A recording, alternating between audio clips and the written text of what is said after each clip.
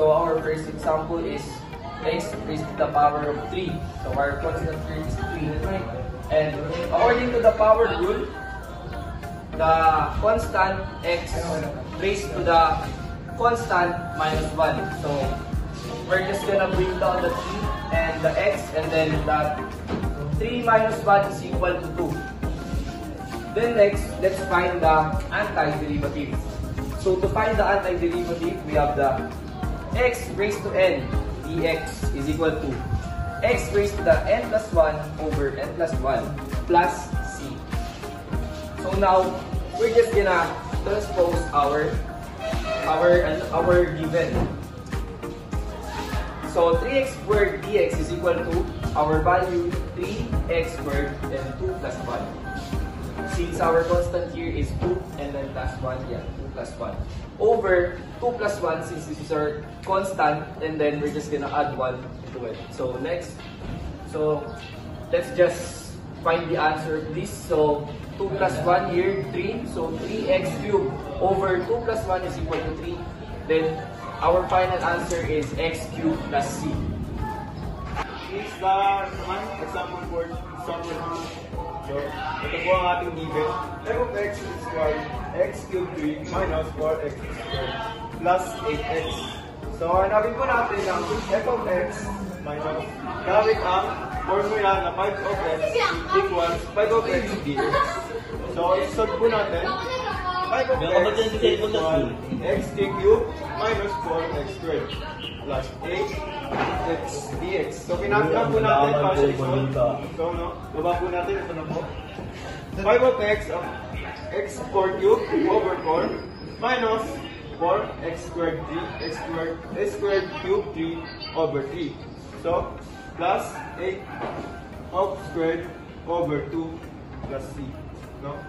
Kaya ito na po ang ating final answer. Kaya po, x cubed 3 minus x cubed 4, kaya naging pong 1, no? Tapos copy 4, so back. And then, copy rin po yung x plus 4. Dito naman po sa 12, kaya naging 12 po siya, no? 4 times 3 equals 12, tapos bring down yung 3. Dito naman po sa kabila, plus, no? 8 plus 2 equals 16, x squared plus c.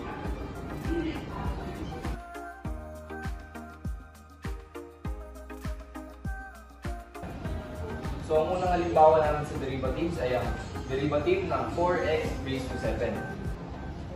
So, para mahanap ang derivative ng 4x raised to 7, kailangan natin i-times ang c times ang derivative ng f of x. So, alin nga ba ang c at f of x dito? Hanapin muna natin. So, hanapin natin ang c. Ang c lalagyan natin ng square. Ang c natin dito ay ang 4. At ang ating f of x natin mamarkahan ng linya, ito ay ang x raised to 7. So ngayon, i-transpose na natin yung mga nahanap nating values sa una, which is ang c na 4, at i-times natin ito sa derivative ng f of x natin, which is ang x raised to 7. So para mahanap ang derivative, gagamitin muna natin ang power rule.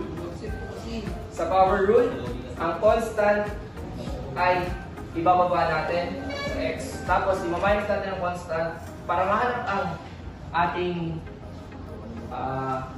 yun, i-erase natin siya. Ma-minus natin siya ng 1, which is the 7 minus 1. Ayon sa ating constant rule yun. So, magiging 7x raised to 7 minus 1 or 7x raised to 6. And syempre, dahil ita-times natin siya, kakabilang natin yung 4. Ngayon, dito, sa sagot natin, mahanap na natin yung ating derivative. Pag-timesin na natin itong dalawang ito. So, 4 times 7 is equal to 7, 14, 21, 28. So, 28x raised to 6. So, this is our final answer. Derivative d over dx equals 8 x squared cube equals 8 times d over dx equals x4 cubed. So, ito, i-solve na po natin. 8, copy po natin sa labas. Parenthesis, 4x cubed. So, magiging x times 4 equals 32 x cubed. Ayan po ang final answer na sa unang example. And then, sa pangalawang example, d over dx equals 5 raised to 6, parenthesis 5 times d over dx. X raised to 6. So, i-clean po natin sa po para sa final answer equals 5 times 6 raised to 5 equals 30 raised to 5.